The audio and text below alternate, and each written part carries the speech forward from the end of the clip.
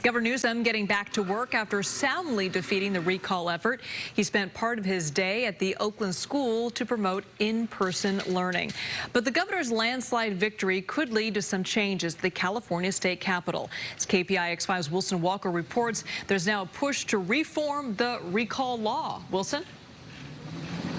Yeah, Liz, there's no serious call to abolish the recall law. The question is whether or not the law as it is written now could stand to see some reform. So what might those changes look like? And maybe more importantly, how likely are they to actually happen?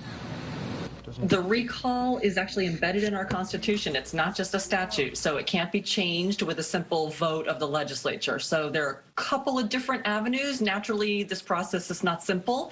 Even with the public in favor of reform, changing the state constitution is complicated. Here is how it might work. Either the legislature would have to draw up new laws before getting voters to sign off on them, or there would have to be an entirely citizen-led effort like a ballot initiative. And for either of those options to work, there would first have to be agreement on the reforms themselves. Now, some have suggested certain standards for which the recall could be invoked.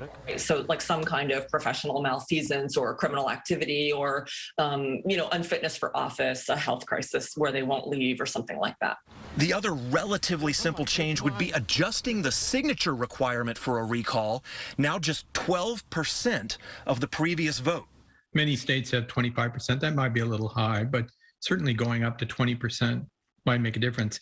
But larger changes, like dumping the second half of the ballot for replacement by the lieutenant governor, for example, that would move the discussion into far more complex legal territory. And so if you do all that, you're probably getting very close to a court challenge because that probably should go through a constitutional revision commission. So reform itself could quickly become the next political fight, one born from California's larger political dysfunction, and that is the state's lopsided politics. It's not just that the recall option has become attractive for the GOP. It's really become their only practical way to win a statewide office. And it doesn't help the Republican Party. The Republican Party has to figure out how to win a real election, not to win by, gaming the rules and trying to win with 28% of the vote. All right, have a good evening.